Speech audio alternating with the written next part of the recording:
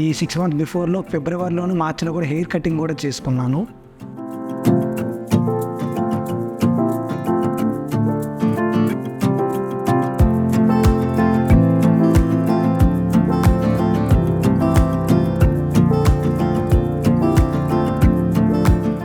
So నా improvement చూసుకుంటే బాగానే ఉంది, నాకైతే బెస్ట్ అనిపించింది.